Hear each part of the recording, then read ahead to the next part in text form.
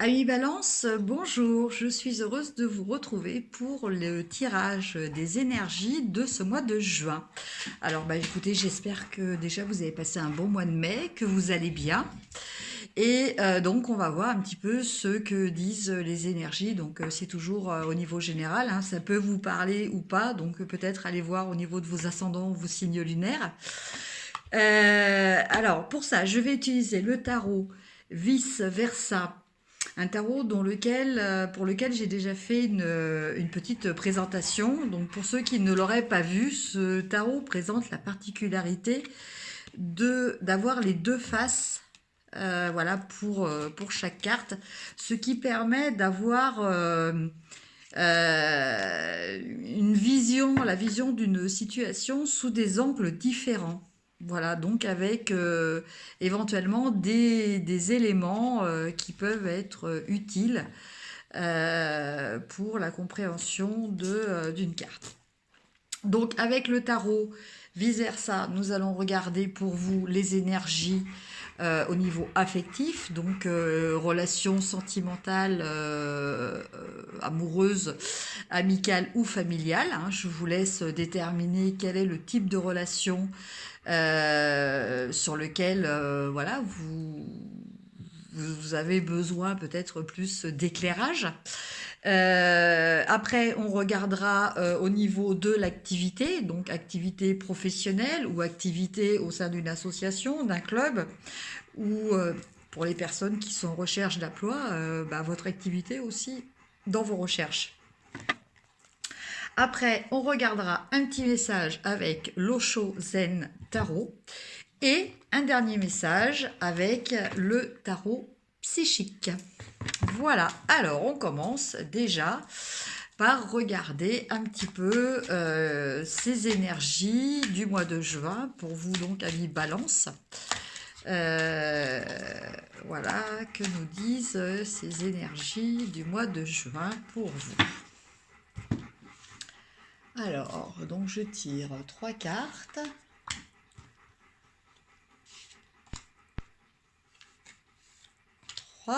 Alors, la première carte, nous avons le cavalier de coupe.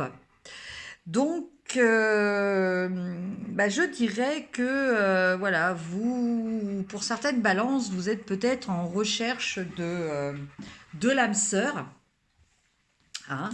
Vous êtes peut-être en recherche de votre idéal. Voilà, donc vous êtes en quête de la relation pour vous la plus juste, la meilleure. Et au dos de cette carte, on voit que vous bénéficiez quand même de l'appui de votre bonne étoile. Voilà, donc je pense que pour notamment les personnes qui sont célibataires, cette carte nous parle justement peut-être d'une future rencontre possible. Pour les autres domaines, on nous parle peut-être d'une mise en garde concernant nos relations, de ne de ne peut-être pas trop les idéaliser. Voilà le risque que peut représenter ce chevalier de coupe. D'être peut-être un petit peu trop dans le fantasme par rapport aux relations sentimentales. Voilà. Après, nous avons le 5 d'épée. Alors le 5 d'épée s'est présenté sur ce côté-là. Maintenant, sur l'autre versant, vous voyez, on a une autre version. Donc ce 5 d'épée, en fait, il nous parle de victoire. Alors, peut-être pour certaines personnes, étiez-vous en conflit avec d'autres, donc avec d'autres personnes. Donc cette carte nous parle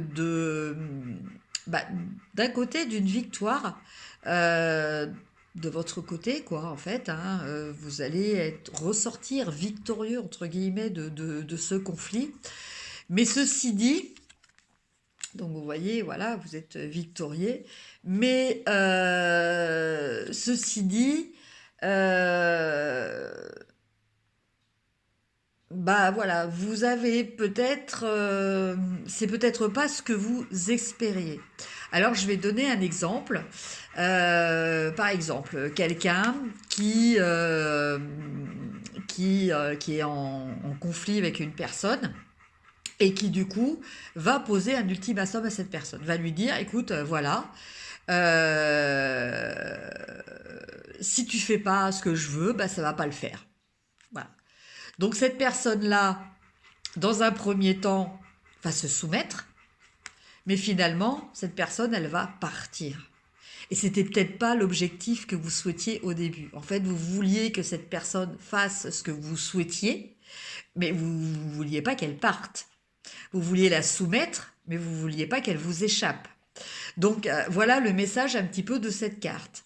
Donc à réfléchir si actuellement bah, vous êtes en conflit, peut-être bah, revoir un petit peu pourquoi vous êtes en conflit avec cette personne et qu'est-ce que vous recherchez vraiment.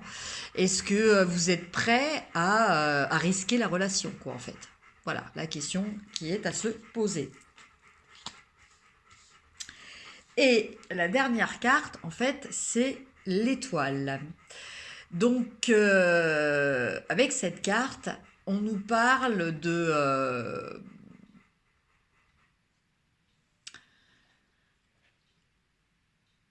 on nous parle de tempérer les choses. On nous parle de confiance. On nous parle de chance quand même aussi, hein, de chance. Donc au niveau relationnel, c'est vrai qu'il y a de la chance. Il y a peut-être même cette chance pour certains, hein, justement par rapport à ce chevalier de coupe qui cherchait son idéal, de le trouver. Hein, parce que vous voyez là, on voit il y a un personnage qui se présente devant cette femme avec une rose, donc la rose, symbole de l'espoir et de l'amour. Voilà, les étoiles sont plutôt des étoiles filantes, donc les étoiles filantes permettent de faire des vœux. Donc bah, peut-être, ami Balance, que voilà, pour ceux qui sont célibataires, il va y avoir aussi une belle rencontre à l'horizon. Voilà pour le domaine sentimental. Maintenant, on va regarder au niveau du domaine de votre activité.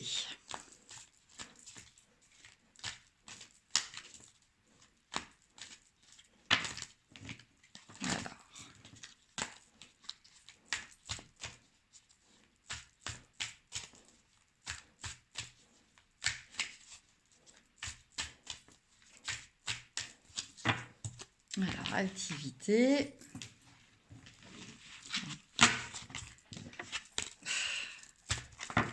Ouais, je regarde même en étalant les cartes pour vraiment tirer.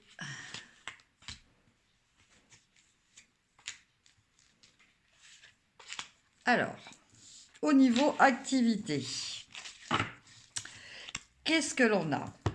Alors, dans un premier temps, on a la carte du pendu. Alors, cette carte-là nous parle que peut-être jusqu'à présent, on était peut-être en situation de stand-by un petit peu. On était peut-être comme je dis toujours, en pause arrêt par rapport à des solutions, par rapport à des possibilités.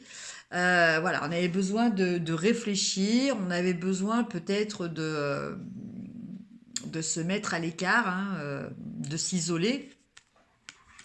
Et finalement, bah, on se rend compte que bah, on s'est peut-être mis dans une situation où on va peut-être avoir besoin des autres pour nous aider à sortir de ça. Parce que tout seul, ben, on a peut-être des difficultés à justement voilà, se détacher. Vous voyez, il y a tout à porter. Hein, il y a là une faucille pour couper les liens et tout ça. Il y a deux personnages. Donc, ben, reste à savoir si si ce personnage qui est pendu fera appel à une aide extérieure. En tout cas, jusqu'à présent, voilà, vous vous étiez mis un petit peu en retrait, avec un refus de prendre parti, peut-être dans des choses au niveau de votre activité. Mais bon, voilà, je pense que l'heure est venue, et c'est vrai qu'avec la carte qui suit, euh, on a la confirmation, l'heure est venue d'agir, l'heure est venue de se lancer vers ce que vous souhaitez vraiment, d'agir. Oh, pardon, excusez-moi, je viens de marcher sans jouer de mon chien. Voilà, d'agir sur ce que l'on veut vraiment. Donc avec ce personnage-là, on est vraiment dans l'action. On a un personnage qui se lance à la conquête de quelque chose avec beaucoup de renouveau, hein, parce qu'on a des oiseaux, là, notamment des hirondelles. Euh, donc voilà, une nouvelle quête qui vous tient à cœur. Donc je pense que voilà, vous allez réussir à sortir de votre état de stagnation, on va dire, quelque part. Et ça pour aller vers l'abondance. Parce qu'en fait, là, on a la carte de l'impératrice. Et la carte de l'impératrice, c'est justement l'abondance. Donc, c'est la créativité. Voilà. Alors, concrètement, qu'est-ce que cela veut dire? Ben, pour ceux qui travaillent, certaines personnes réfléchissaient peut-être depuis quelque temps, n'arrivaient pas à prendre une décision, et tout compte fait, là, elles vont se lancer et vont se mettre à leur compte. Parce que c'est la carte aussi de la créativité, c'est la carte des projets, c'est la carte des initiatives, c'est la carte de la fertilité. Donc, comme je l'ai dit aussi, c'est la carte de l'abondance. Voilà, donc en fait, c'est une carte quand même qui est très positive. Donc vous voyez derrière, vous avez aussi des roses. On voit en perspective un arbre, donc quelque chose de solide, d'ancré. Euh, on a aussi cet aigle, hein, qui survole. Donc en fait, c'est pas des décisions voilà, que vous avez prises. C'est pas des projets, vous vous lancez pas dans quelque chose, voilà, c'est pas la carte du fou, hein, qui sait pas où il va. Là, il y a eu quand même une réflexion. Voilà, vous savez ce que vous voulez, vous savez où vous voulez aller, même si tout n'est pas encore très bien défini, mais voilà, vous êtes vraiment dans l'élaboration de vos projets, euh, de la façon la plus juste, la plus en harmonie avec vous-même. Et il y a quand même aussi une notion de réussite avec cette carte, parce que là, vous voyez, vous avez quand même aussi l'étoile, hein, qui est bien mise en avant, qui est juste au-dessus de cette impératrice-là. Euh, donc, voilà, quoi, c'est vraiment quelque chose. On sent qu'il y a quand même une protection aussi. Voilà, une protection.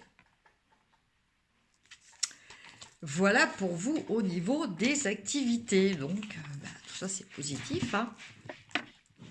Maintenant, on va regarder le petit message de la carte Oshozen. Qu'est-ce que nous dit ce message? Est-ce que ça va être dans la continuité de ce que l'on a déjà tiré, ou quelquefois c'est un message autre, hein? Et bien voilà, une carte qui a volé. Donc, qu'est-ce que l'on a? On a la carte de l'ajournement. Alors ça, je l'ai déjà eu pour un autre signe, je ne me souviens plus lequel exactement. Voilà, alors la carte de l'ajournement, c'est plutôt une carte de mise en garde. Mise en garde de quoi? Je pense que par rapport à vos projets, quels qu'ils soient, ne restez pas enfermés, ne vous fixez pas vraiment des limites. Voilà, avec cette carte, on nous parle, oui, de zones de confort, on nous parle de choses que l'on connaît, que l'on a déjà vues, donc on reste dans ce cadre-là, parce que vous voyez le cadre. Alors c'est très facile à comprendre aussi par rapport à l'image, c'est-à-dire que dans le cadre, tout est en couleur. À l'extérieur du cadre, ben, c'est en noir et blanc. Et donc du coup, voilà, la question à se poser, c'est et si j'enlève le cadre, est-ce que tout peut être en couleur? Et franchement, je pense que la réponse est oui. Donc voilà, peut-être pas se fixer des limites. Alors peut-être aussi, c'est pour nous aider à sortir de nos croyances limitantes, ces fameuses croyances qui nous font envisager que ce que l'on connaît et qui nous font rejeter ce que l'on ne connaît pas, justement. Voilà. Après, au niveau du tarot psychique, quel va être le message?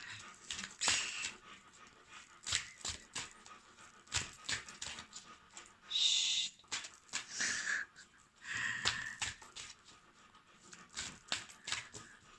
En fait, j'ai ma chienne qui est juste, enfin une de mes chiennes qui est juste à mes pieds et voilà, qui allait parce qu'elle a chaud. Alors, le message au niveau du tarot psychique, on a la perte affective. Alors, la perte affective, c'est quoi? Ben, c'est, comme son nom l'indique, hein, c'est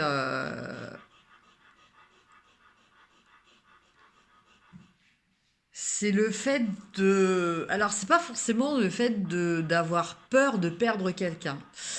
C'est le fait de perdre son cœur, de perdre son amour de soi, je pense, beaucoup plus que la perte des autres, quoique c'est lié. Parce que très souvent, quand quelqu'un arrête de nous aimer,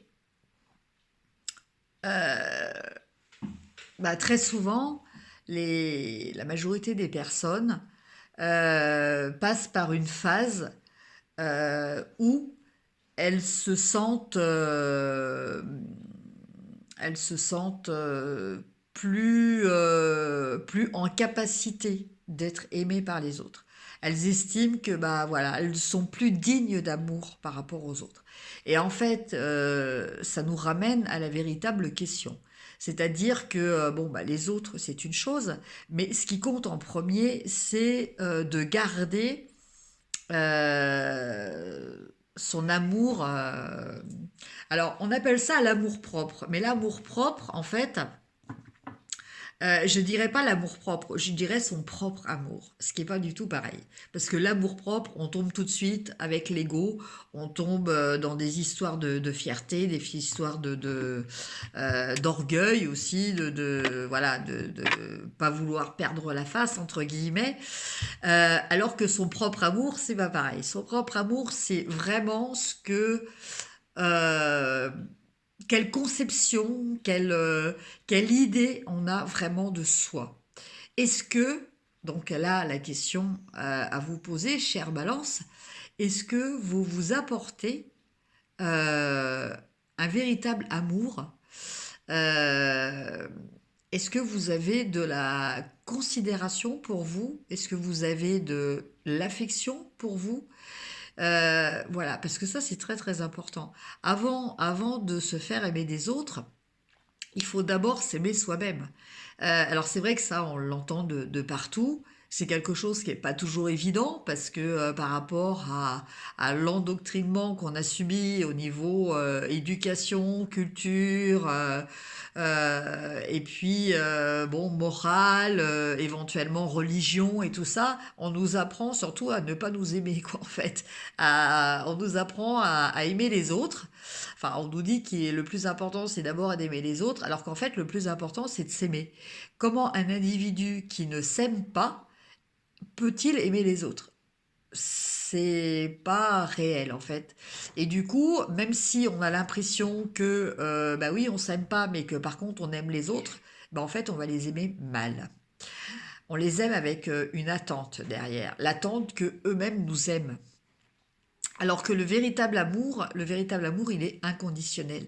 Le véritable amour, il est, voilà, il n'y a pas de notion d'attente derrière.